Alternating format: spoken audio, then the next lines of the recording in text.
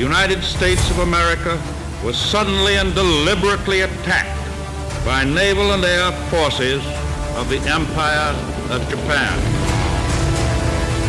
Mr. Gorbachev, tear down this wall. The people who knock these buildings down will hear all of us soon.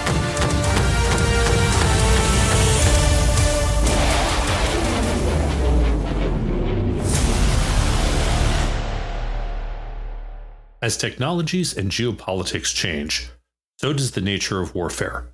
Welcome back to On Future War, a series sponsored by Cubic Defense that looks at emerging technologies and how they may affect peer and near-peer level conflict in the future, particularly in the Indo-Pacific region, with a specific focus on military tactics, operations, and strategy, and their interaction with the other instruments of national security policy. The future is now. This is Authentic. All right, welcome back. We're on episode 2. This episode, we're going to be talking about unsinkable carriers. That's the Chinese man-made island bases, specifically in the South China Sea.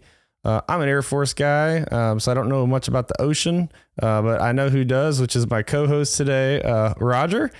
So welcome, Roger. And I hear you brought a friend that knows even more than us about this. I did indeed. Everyone, you've heard him before on the Fighter Pilot podcast, and Flounder and I have done some work together on the Gaza situation. Matt Flounder Arny. Flounder, introduce yourself, please. Yeah, thanks. I appreciate the opportunity to come on the show here. Yeah, I come from a Tomcat and Super Hornet background as a Rio turned Wizzo. Also spent some time driving aircraft carriers. Operated in the South China Sea during my command tour a few years ago. But yeah, this is a really great topic. A lot of fascinating stuff has happened over the last decade, so I think it's going to be a great conversation. Yeah, me too. I just want to jump right into it. If people, we kind of joke, we go, oh, they're the unsinkable carriers. Like, we're not talking about aircraft carriers this episode. We're talking about islands. So building islands out of the ocean. It's an interesting strategy. We'll see how it plays out for China. But so what we want to talk about in this episode, just to scope everyone right away, is what are we actually talking about? How are they actually made? Where they're at? How useful are they? And how sustainable are they? And then there's some strategy and tactics that go in with that. So we'll talk about kind of capabilities, vulnerabilities, and there's a little bit of a backstory of how this whole thing got kicked off. It didn't just happen overnight, like bam, there's islands, and then there's territorial disputes.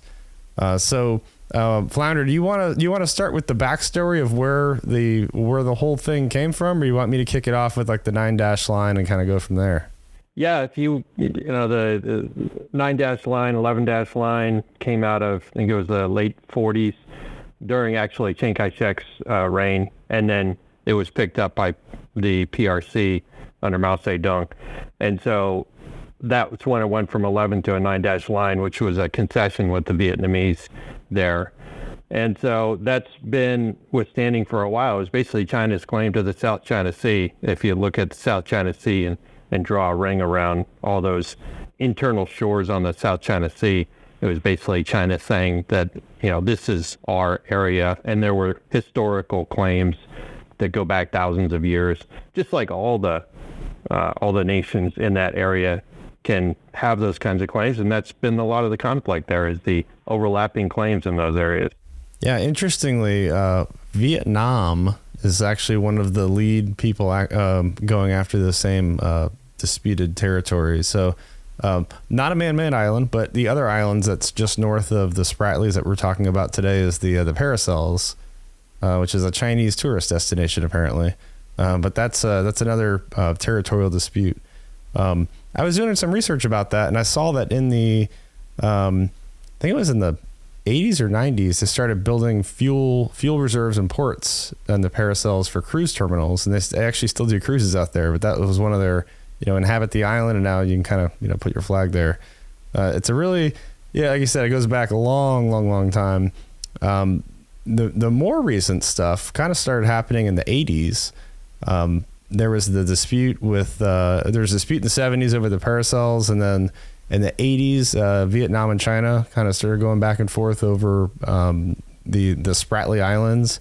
And for and Flounder, you can correct me here, but it's roughly 14-ish things above water and hundreds of reefs and shoals and things just below the surface.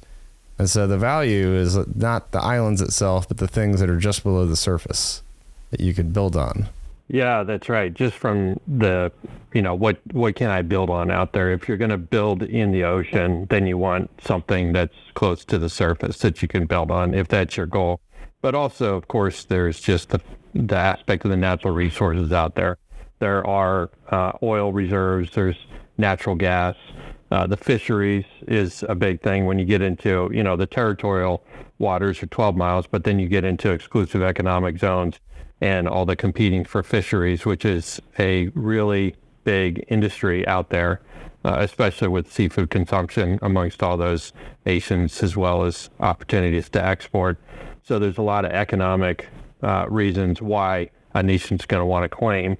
And if they have an island out there, then that just means that they can have an exclusive economic zone that is inclusive of that island and the area around it. So it just expands those opportunities if it's not being contested. That's a good point, Flounder. So you actually mentioned like 2 or 3 things that we're gonna jump into. The EEZ that you talked about, like that actually accelerated this issue, even though it was not the intent of why that happened. But we're gonna get into the resources and the policies and the lawfare that's in play. But I don't want to jump forward too fast. Let's talk about before what was the. So we know what they are. Let's talk about how they actually make them. So they're just below the surface. The Spratly Islands are something like 800 miles off the coast of China, and they're about halfway east-west between Vietnam and the Philippines, for those of you who don't have a map and you're trying to picture it in your head. So very, very far from China, closer to the Philippines and Vietnam. So China comes out there and they say, we're gonna build islands. This seems like a good spot. And if I remember right, in the 90s and early 2000s, they were doing the surveys assessing like the limestone and the tidal flows back and forth for a few years. And they said, hey, this, and this, there's a few that they picked. These are the big ones. We can build on this. And then they were like off to the races. So can you talk to like how they actually like built it once they figured out which ones they want to build on?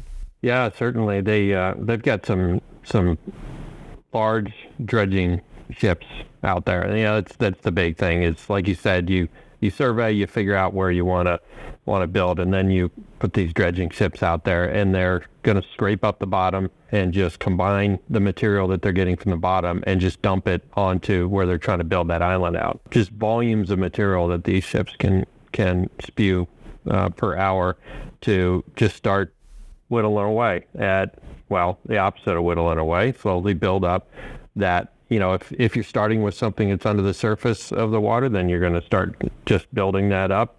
And then once you get above the surface, you just keep dredging to do that. And we see those kinds of, dredging activities and in beaches as we try to reclaim different areas. We've seen that in the Emirates with them building the big Palm Island area and stuff like that. But the amount that they were able to do over a short period of time, a relatively short period of time, was pretty interesting. So then once you get all that material in there, you got to pack it down. You got to maybe build seawalls around it to fortify it, to make sure you fortify it against erosion. You're going to reinforce maybe areas of it. So all kinds of things that, depending on what construction engineers believe, need to be done to make sure that what you build is going to be able to stay there. Because you're out, like you said, hundreds of miles out there in the open ocean, a lot of weather affecting. So that construction process, you're spending all this time, money, manpower, then you want to make sure that you put all those reinforcements in place to kind of hold back Mother Nature on the erosion. And then once you get that foundation built, now you can start building other infrastructure on top of that. And have you seen, so you referenced the Palm Island, there's also the globe that the UAE had built out there. Have you seen it recently? Let's say it's been probably a decade since I've seen it, but yeah. If you go to like Google Maps or some of the other things, they have like go back in time. And so if you go back probably 20 years or 15 years ago when they built it, that's probably 20 years now. I mean, you can see it from space. It's awesome. This thing is awesome. And then you look at what it looks like now. Not so awesome because it's weathered away, right? They didn't have they built it. It looked really great, but it's very fine. I want to say it's like silicon-based sand, so it's very compressible and it moves around a lot. Where the sand that we're talking about in the South China Sea is actually mostly like from organisms and coral, so it's very rough, it's very compressed, and it's not going to just wither away. And to your point, the islands that China built has like fortifying like concrete walls. I mean, they built these things to stay. They didn't just dump some sand and like put up a flag. The bigger islands, I want to say there's 3 of them that have 10,000 foot runways. That's like landing a space shuttle type runway. Like these are not puddle jumper runways. They're for bombers and fighters. And then we can get into the other stuff that they have on there down the road here in the episode. But just for context, China built not 1, not 2, but like lots of these islands in a very, very, very short amount of time. I want to say it was about 2 years from like 2014 to 2016. It went from, hey, they're building islands to like, oh, there's an island. Oh, there's another island. And there's another island. And then there was a legal dispute that went to one of the UN governing bodies because they were trying to execute a play out of it was a sovereign territory claim. And you could fill in the rest of the blanks here, Flounder, since you lived this area and you were floating in the area. So no, you're right. I mean, there was that sovereignty claim with the UN and things, and you know, I'm certainly no expert in there. Like I said, I've operated there. It's a fascination of mine, and so I'm sure that there's details that I'll miss. But the general context is, you know, over the last 10, 12 years. They've built up, and I had to do a little research before this myself in the Spratly Islands. So there's 7 man-made islands out of those, and 3 of them are, like you said, are extensive. And it's not just the runway; it's all the other stuff. The Paracels, there's 20 islands, and like 3 of them are extensive as well. With Woody Island having a runway, there's 72 hangars on the Spratly, on the 3 islands in the Spratlys, and 16 on Woody Island.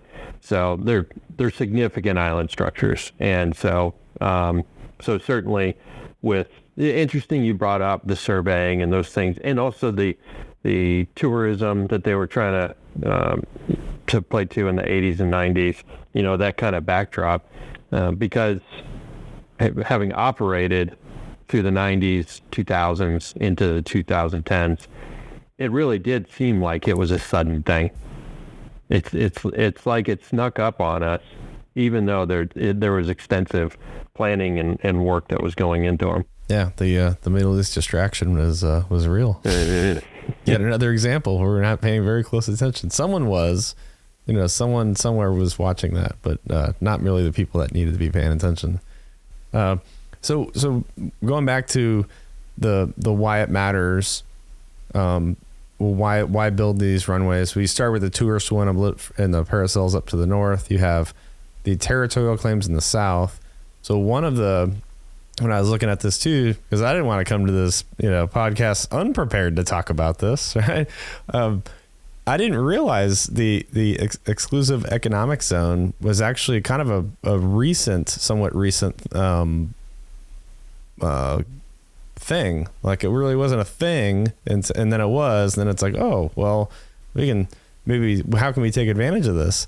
So it actually goes back to 1982. So before 1982, there was no such thing as the EEZs, and what this is so you have your United States, for instance, and then out to about 12 nautical miles off the shore is your territorial waters. So the United States has 100% claim to all of that. Don't go in there. And then out to 200 nautical miles, they have the exclusive rights to all the economic benefits. So fisheries and natural resources and drilling, natural gas, rare earth metals, all that stuff. Well, the problem is when they instituted that law is that if you look at where the South China Sea is and you go 200 miles off of everyone's coast, they all overlap. And they overlap right in the middle of the South China Sea, where turns out that's where the Spratly Islands are. The only one that doesn't overlap is China. But we already talked about the 9-dash line. It's within the 9-dash line. And so that's their angle that they've been trying to work. So if anything, the Philippines and Vietnam actually have a stronger case for a territorial claim. And this is why the Philippines, if you guys watch the news lately, I'm laughing. This is not a funny thing.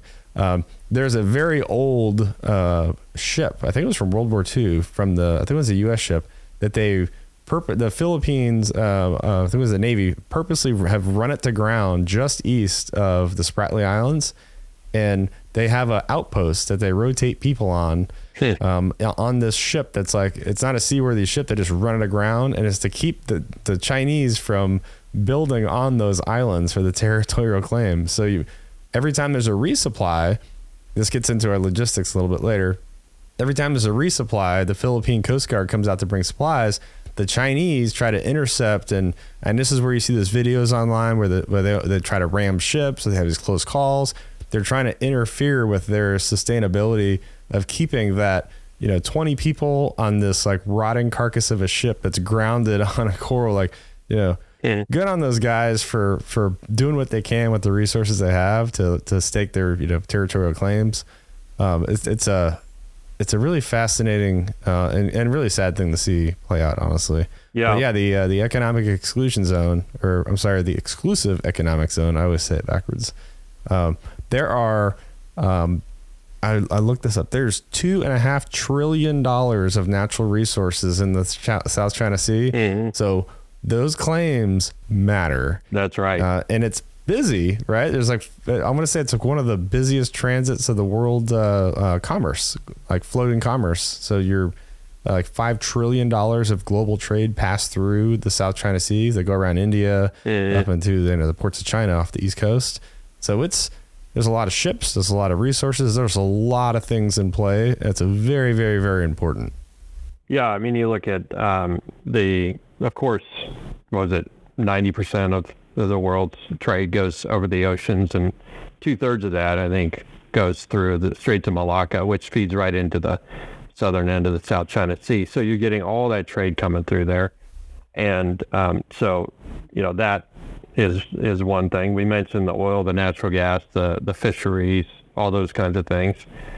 And then kind of what you were alluding to is if you're going to stake a claim out there and you've got other entities, because thinking about the EEZ, off the Pacific Ocean for the U.S., it's easy. 200 miles out, it's easy.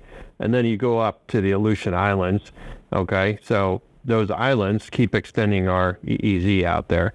Again, very clean because we just deal with Canada. And there are actually a few territorial disputes that we have with Canada, but we handle them in a much nicer manner than what we see China doing. Is that the one, the island where they just keep changing the flag and they leave a bottle? Or am I thinking of Northern England?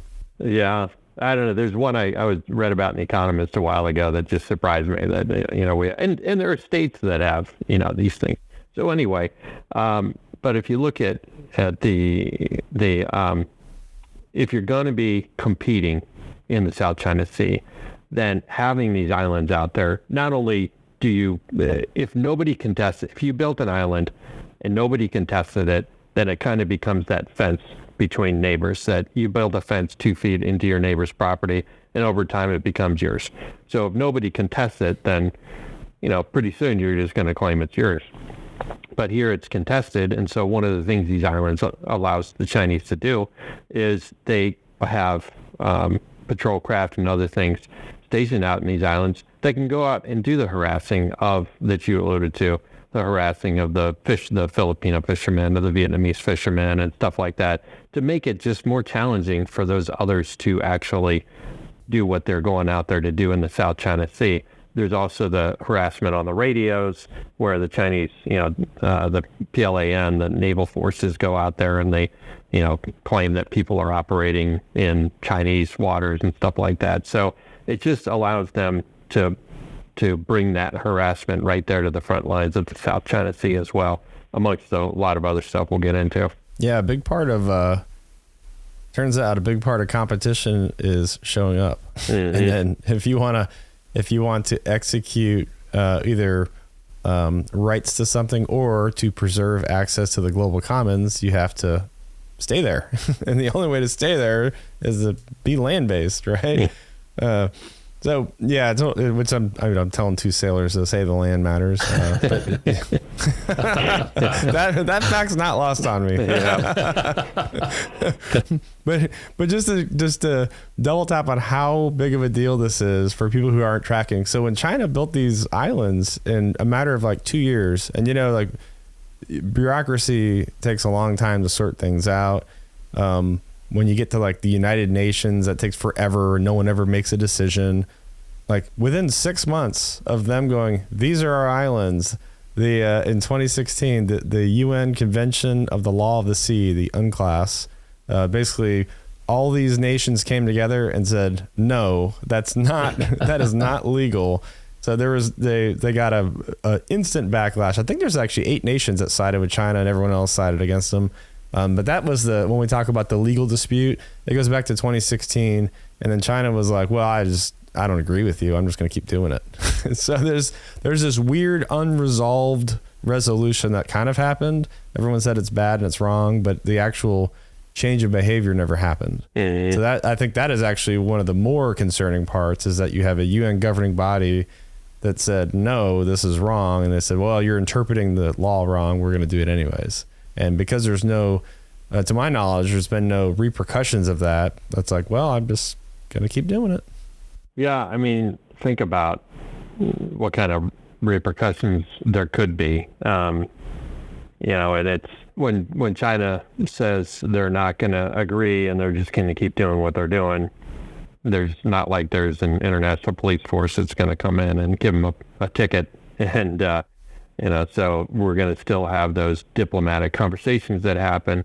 But in the meantime, we're still going to have the bullying behavior on the playground that they're going to still assert their claims. And because, there was, I think you mentioned earlier, was it the 80s or the 90s when the Chinese and Vietnamese came to blows. I think the Chinese sank 3 ships of the Vietnamese Navy, killed about 77 of their sailors. And I don't think anybody wants something like that to happen on all the sides. But people are going to still look to cross the line where they can and test those boundaries. But it's going to be the professionalism out there of the various forces that keeps something from rapidly escalating. But there's no doubt that there's smoke there. There's a spark that we could get into that pretty easily. Yeah, I'd say probably worth mentioning under the UNCLOS, freedom of navigation ops. So we talked about when the UN says you can't do that, and China says, well, I'm going to do it anyway. That's not unique in world history. That's happened before.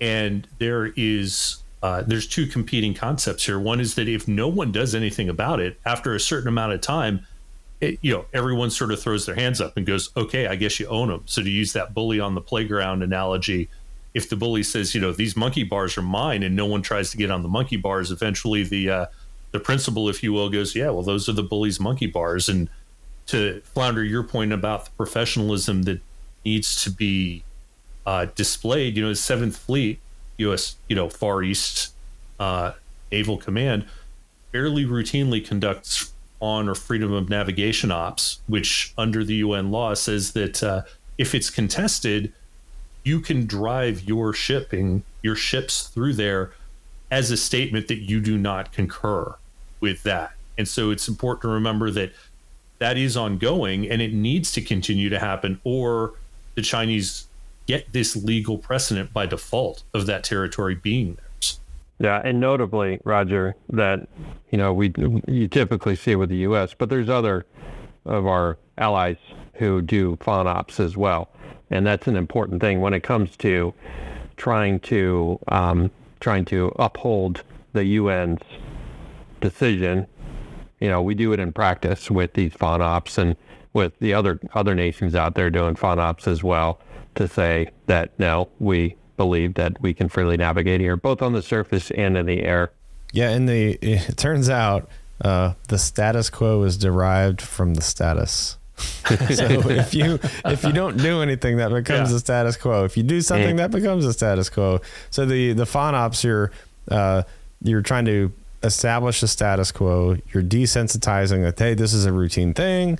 It's non-escalatory. It's written here in the law. Like procedurally, there's nothing we're doing wrong. You're wrong. And then when you have these encounters and these disputes over these the territorial disputes, but all the stuff we've been talking about, this is where I think it's fascinating in the past 5 years, really a bit before in aviation, but typically the past 5 years, with the advent of this, broadband and cameras and social media, you can go on Twitter and look at these Chinese ship incursions against the Philippine Coast Guard, and you can see in real time all of this stuff happening in near real time.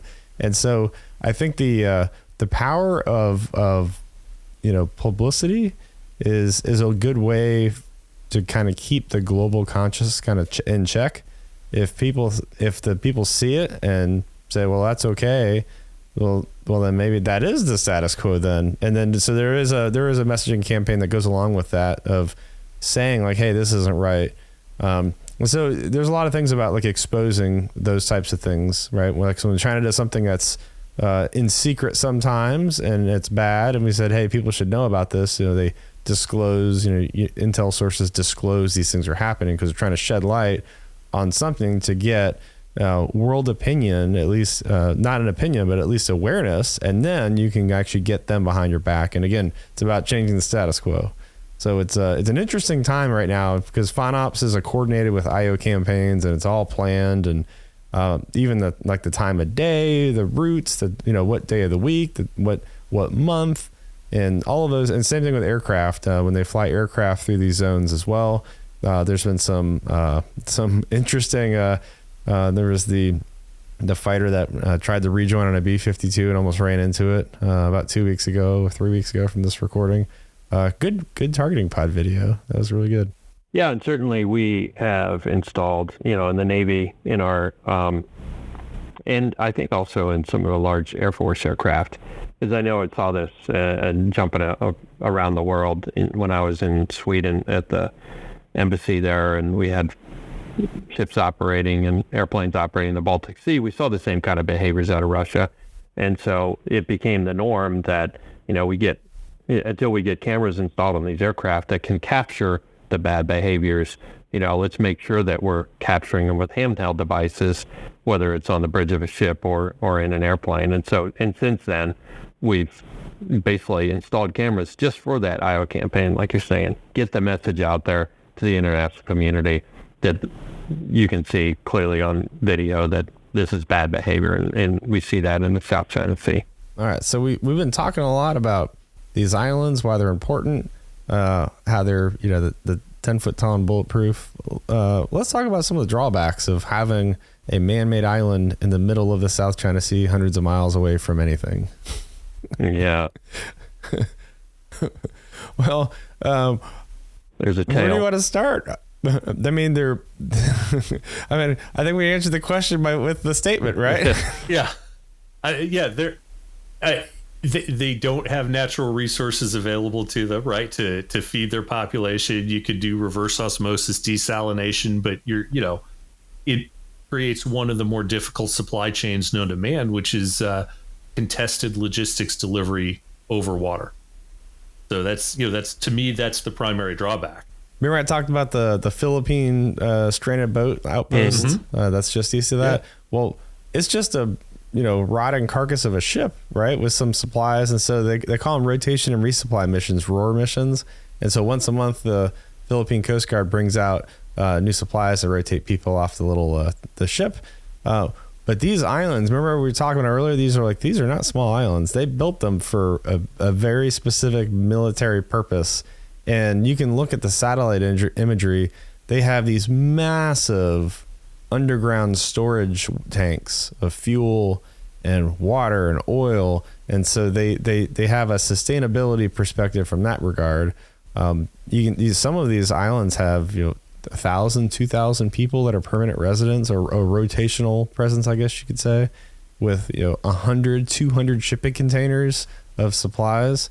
So they may be full of MREs and might not taste good, but at least they can stay there for a while if they have to. So, but and that's kind of, I initially was like, wow, you could blockade and starve them out, do that kind of a thing, like a exhaustion strategy, but maybe not. No, I don't know. I think if you're looking at peacetime or not using the island as a military base, they can stay there for a while. But we've seen in Ukraine, I anticipate we may likely see in the Middle East very shortly, profligate use of weapons, far higher than estimates. And, you go through fuel for your aircraft and your ships very quickly. So it becomes a question of how long can they remain useful as a tactical base? Mm-hmm. I think, first of all, it's the peacetime aspect of just logistics, like we were talking about, the fuel, the food, the water, I'm sure they don't care too much about wastewater. They probably just dump it right into the ocean. But, all these elements that just keeping people alive. So you've got the ones with airstrips, but interestingly, if you look at the overhead shots of these, the harbors are, and a lot of these are really nicely done, very protective harbors that they can bring ships in. But as you said earlier, it's a few hundred miles. So it's an extensive operation just to keep these things going in peacetime. And then you have weather events and things like that are going to make it challenging. But then when it's contested, the two sides of it, from the Chinese perspective, how are we going to keep the logistics going during this while it's contested? How much stockpiling are they going to have? And I mean, as you guys were talking, I'm thinking about Midway and Kwajalein and, all these Pacific islands that we were hopping around and maintaining forces on. And so it's definitely doable. And so I don't want to, I just want to say that I don't want to make it sound easy that we'd be able to, we would be able to overcome this challenge, because from the perspective of somebody trying to make sure they don't lose out in that area in a conflict, it's a significant cost barrier to us, whether it's a hell of a lot of weapons or, a hell of a lot of blood to go in and take down these formidable fortresses out there that have, naval guns. They've got AAA. They've got anti-ship missiles on land-based anti-ship missiles on some of these, plus bomber aircraft that can launch out of these places. So, I mean, it's a significant. They've built up a significant presence to push out that ability. How long? 20 years ago, they were constricted to the shores of the eastern shores of China. And now they've pushed that way out there. And it is a significant hurdle that anybody's going to have to get through. Yeah, to say the other difference from 20 years ago is China has been building a blue water navy. Mm-hmm. And, I'm sure we will later in the series argue about quality of the Chinese blue water navy, but quantity has a quality all its own. And you need enough hulls to protect those sea lanes of communication, or SLOCs, and to have presence around those islands. And when you think about the relative sizes of the Chinese Navy and the U.S. Navy, even if you throw in our allies and then realize we have worldwide commitments, and the Chinese basically, I'm oversimplifying, but have a South China Sea commitment, the calculus very quickly also swings in favor of Chinese defense of those SLOCs to the islands. Yeah, when I've heard, as not a Navy guy on this episode, I'm going to go ahead and weigh in with a Navy opinion. So that's my alibi up front. Oh, good. So, yeah, I see a lot of back and forth where people start counting like hull productions from China versus the U.S. and like the big bad China. And they're not combat capable ships. They don't have war fighting hulls. They're just building more ships. I'm like, well, here's the deal. Like, they're not building them to fight. They're building them to establish a status quo. And so if you can have a blue water navy in a competitive environment, you can build a ship for a tenth of the price because it's not going to go to combat, and you can float it around in the South China Sea, right? So it's their own FONOP campaign through the presence and the logistics sustainment of the islands in the South China Sea. So that's my take on it. Like, even though they're not maybe war fighting ships as in per se, like we think of it, it's definitely part of the competitive landscape. Yeah. I mean, that's a whole other episode, just digging into their Navy and where it's going. And the other part of this context is, are we talking about fighting tonight? Or are we talking about fighting 20, 50 years from now? Because hopefully, when we're recording this, we just had Xi Jinping and President Biden met recently. Hopefully we can keep those things going. I don't think anybody wants to, go to blows. Mutually assured economic destruction of the U.S. and China going to blows is pretty horrific. Well, we have a deterrence strategy though. So peace through strength, right? Pray for peace, prepare for war. Deterrence is the best way to preserve the peace in an enduring manner. It's kind of all makes sense. I mean, we can hold both of those. We can prepare for conflict as a deterrence mechanism while advocating for peaceful relations, right? That's right. And so, like we were saying earlier, if something happens that, some incident at sea or in the air and things escalate quickly and get out of control, I mean, we could easily see a path to. So we need to be prepared to be able to fight. But kind of going back to our conversation about where these islands fit into that, is that that it would just be, it's a different context than it was 15 years ago. And so it plays heavily into the home field advantage that they have versus the away game that we have to play. Yeah, speaking of that, so besides the Navy, you add the economic or the exclusive economic zone and the systems, and we talked about these being like fortresses. So let's talk about that for a second. So in the past 15 years, the ability for weapon systems to reach out and touch people has grown exponentially. It's almost comical of how long range some of these systems are now. Now, I used to joke. Well, not joke. I used to try to give context. Like if you take the Red Flag at Nellis Air Force Base, which is like one of the largest air ranges in the world, you can do an air-to-air war. Came out of Vietnam, yada yada yada. Well, Vietnam only had like SA-2s. There was only a handful of them, and so when you look at surface-to-air missiles, you can take the most capable surface-to-air missile system in the world that China has. So the HQ-9 or CSA-9. However you want to say it. And you can put it in the middle of the range and it would take up every single square inch of the airspace. Mm-hmm. One system, that's all it takes. And that thing, it has 250 mile range. It's shooting, very high speed missiles, like average Mach 4. And they fly some interesting profiles that go a little bit faster than that, depending on what they're doing. But yeah, they're going to reach out and get you. And then you have, and that's just the air platforms for ships. They have the YJ-12, which is basically the same thing. It's like a Mach 4 anti-ship missile with a 250 mile range. These are systems. This is not like looking it up on Jane's. These are systems that are right now today deployed on these man-made islands. Mm-hmm. So when you look at like a layered defense, it starts at about 250 miles. And remember, what did I say? Like the nearest piece of land is about 250 miles away. So these things can really reach out and touch you. And then it's layered in. So it's not just if you make it through that, you'll survive or run them out of, munitions.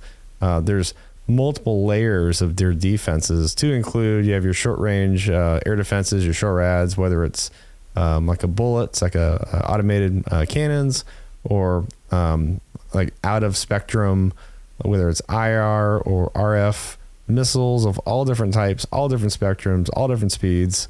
So it's definitely, if something were to happen and something sparked off, it'd be interesting how we would go about picking that apart without being too destructive to the point where it could actually be escalatory. Whether you target the fuel stores or you target the limited communication things they have, because again, they're very far away. There's not like a landline, so they're using like HF radio and sat phones, or you target the generators, right? Because they have little power plants there that are pretty well known. So it'd be an interesting discussion of how you would try to de-escalate that without taking out or just flattening the whole island. Because I mean that's a possibility, right? Yeah. You don't want to do that though. we sort of talked about that in episode 1, right? On the flip side of that, with places like Guam, and what do we look at? It's interesting for me to think of our perspective as a defender, saying, "Oh, look at all these vulnerabilities we have," and now we're talking about attacking these islands, and it feels so much more challenging than, for some reason, than the Chinese challenge of attacking ours. But so I have two things that I want to ask Flounder or Pako.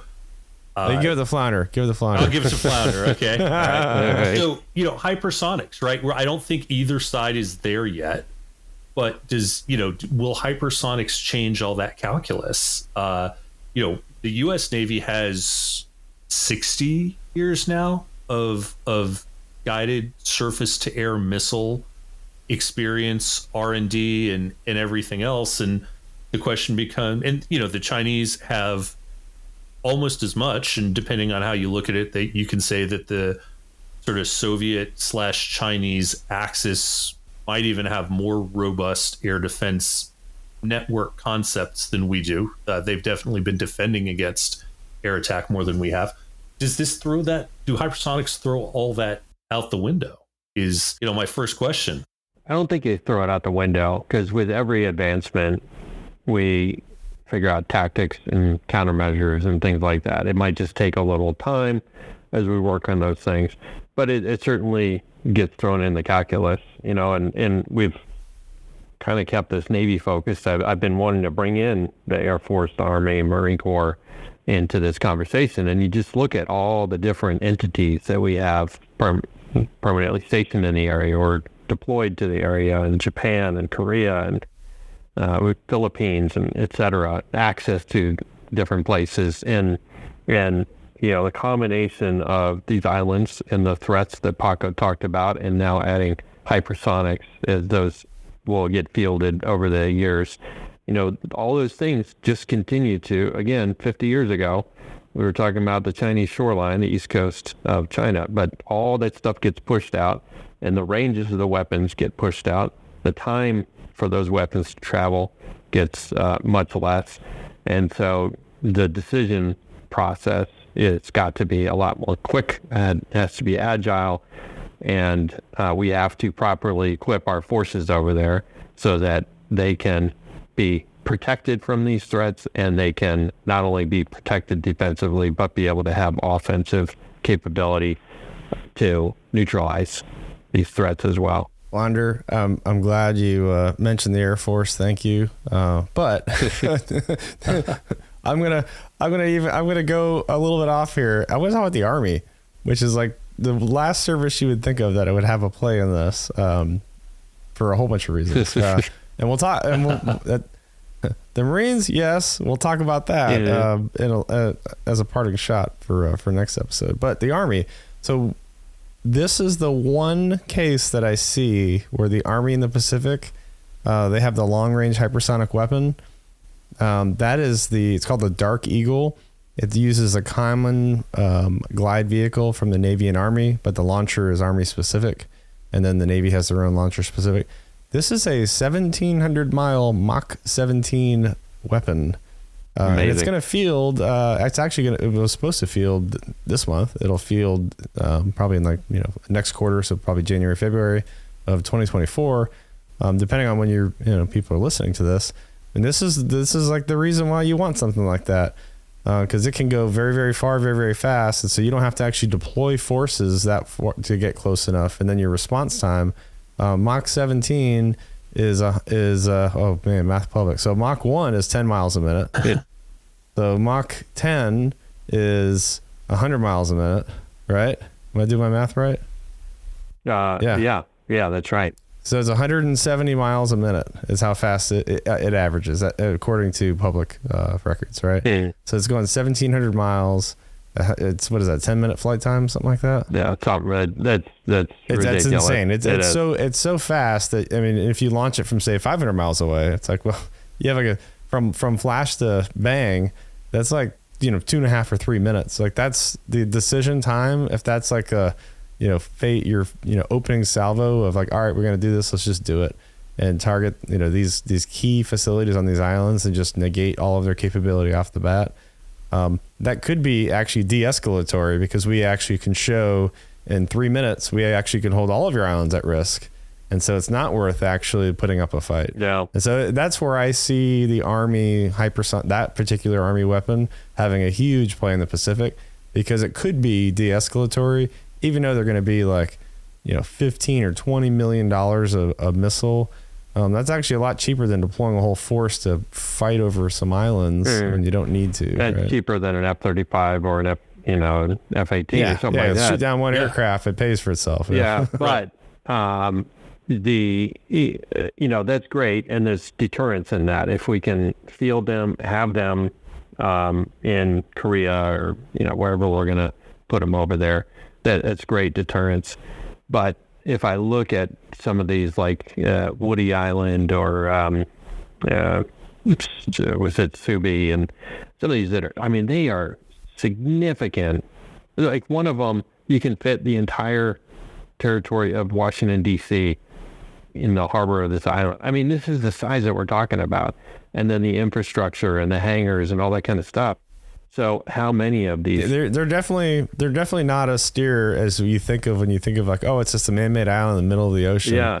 There's one of them that has not a tennis court, a series of tennis courts. Yeah, like it's a whole like sports complex. Like, these are big bases. Obviously, the Chinese Air Force hadn't gotten there because they would be a golf course. But anyway, but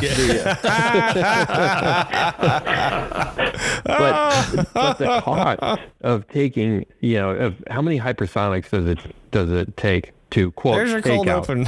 Yeah. I'm still laughing. Yeah.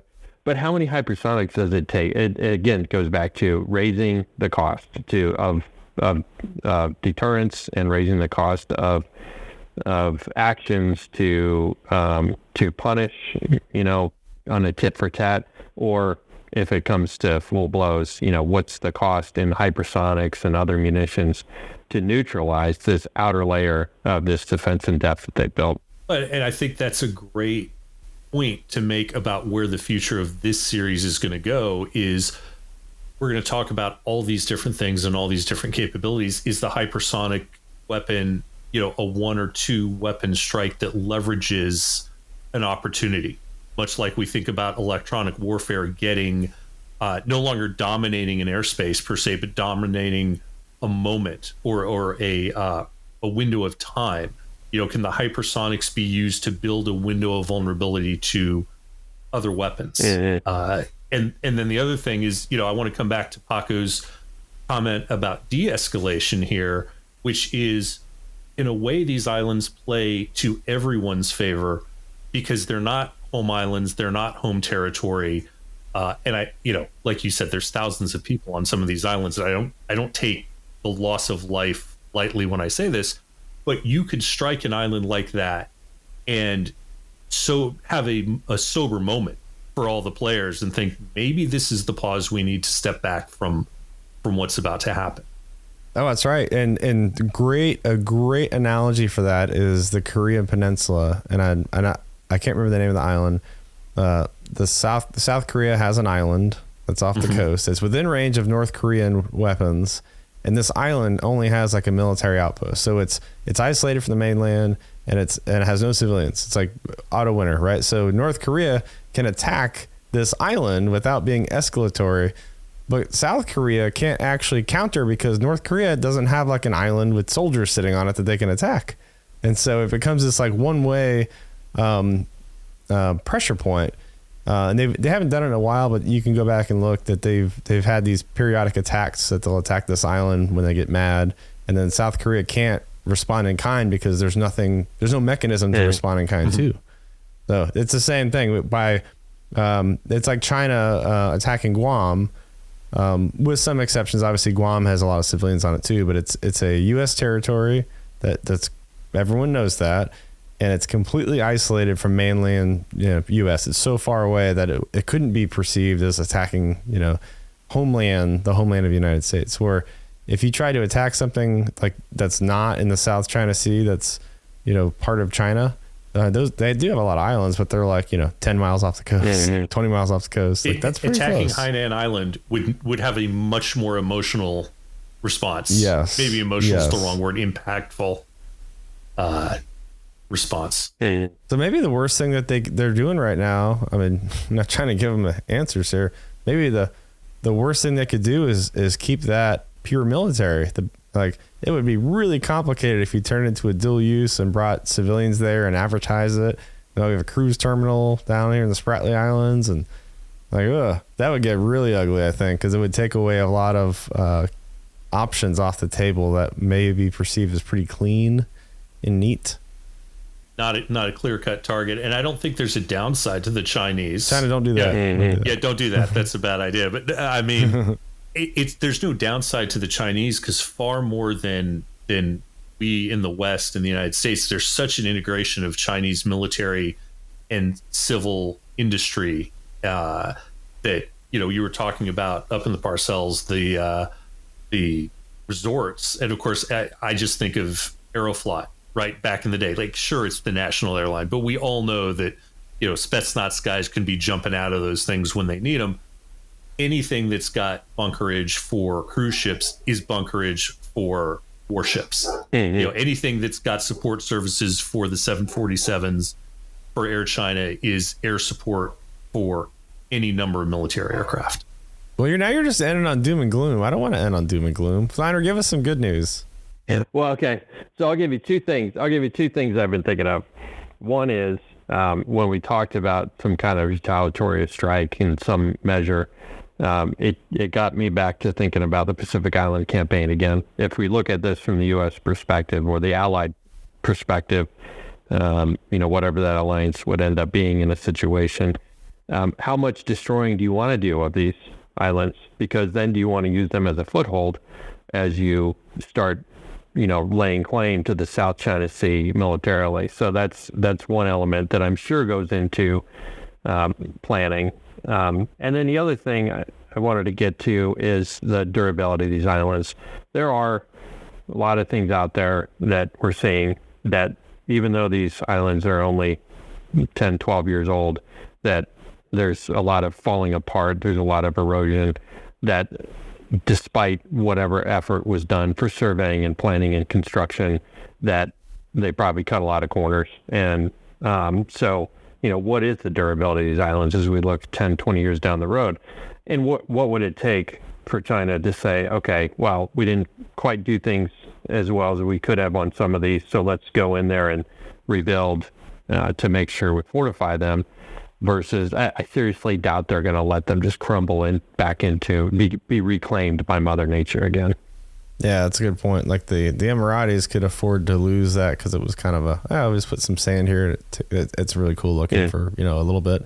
But yeah, the interesting is once you build something on top of it, you have to, you built a runway, and if the island is sinking in the middle of the runway, do you just scrap the whole runway, just bring in more fill dirt, and then put another runway on top of it? Yeah, I mean, there's kind of because there's the erosion coming from the sides.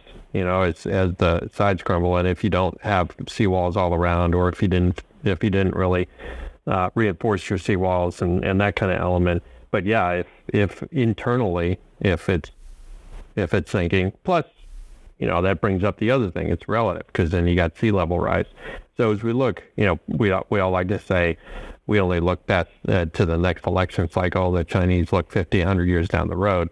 Okay, that's a little bit of dramatization. But if you are looking 50 to 100 years down the road, what's sea level rise going to do to these things, as well as all the other effects of Mother Nature? So there's a lot to unpack there and prognosticate about.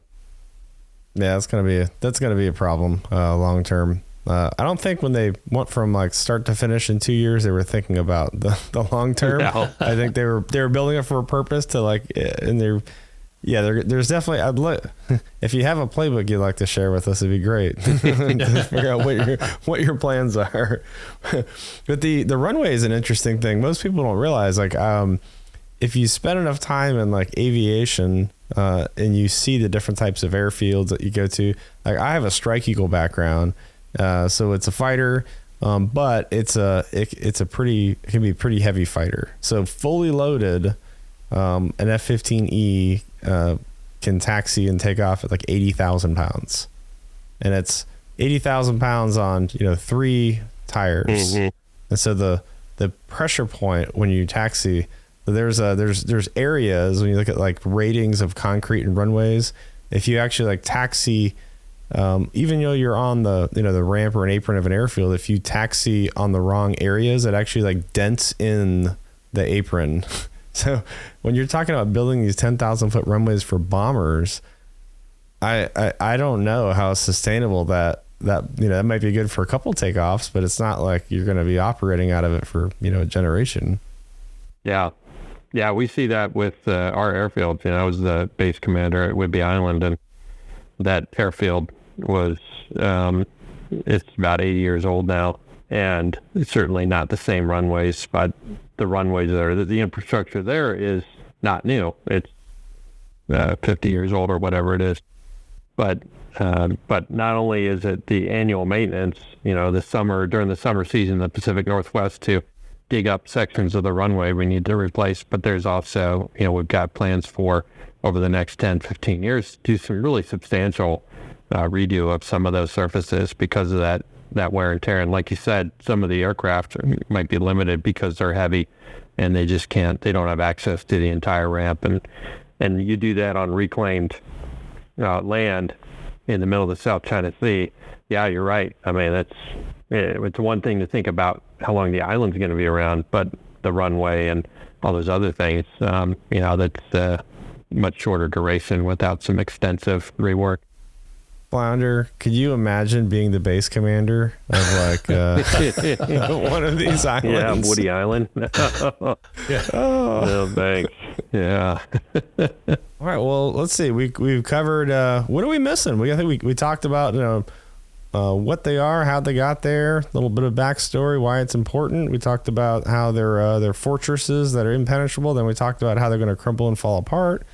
We talked about escalation, de-escalation, deterrence. We had some policy and politics in there for diplomacy. We even talked technology with tactics and hypersonics. What are we missing? I think we covered it. Well, man, yeah, it's a lot. Well, that's good. Yeah. I mean, we could talk. We could talk forever about all these, the nuances of this. Yeah. But while we're talking about islands, and you mentioned the island hopping campaign, a couple of references back to World War II, I think that's a good segue for our next episode, which is going to be talking about the Marine Corps and how the Marine Corps is rapidly transforming themselves into a force to persist and operate in the first island chain in the Pacific.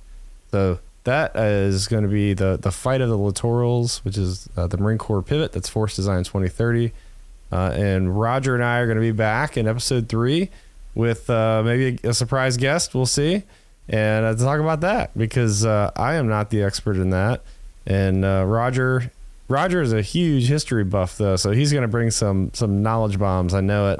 I'll bring some there. And, we're recording this right after the Marine Corps' birthday. So, yeah.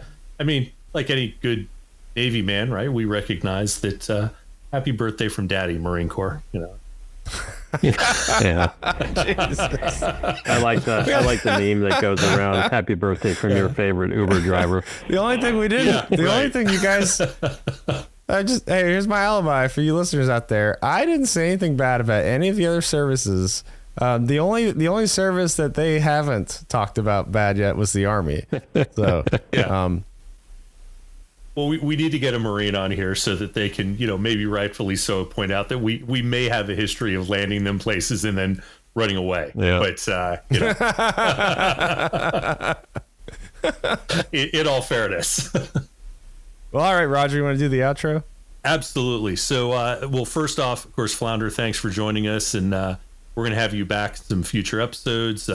Pako, always a pleasure. And, look forward to talking to everyone next time on the Littoral Combat Regiment episode. Talk to everyone soon. Awesome. Thanks, Roger. Thanks, Flounder. I appreciate it. That was fun. Yeah, it was. Thanks a lot, guys. If you've enjoyed this program, you can find additional commentary, interviews, and in-depth series on current affairs and military aviation at Authentic Media on YouTube or on your podcast provider of choice. On Future War is brought to you through partnership with Cubic Defense. For over 50 years, Cubic has been facilitating warfighter readiness to prevail on Night 1 and beyond.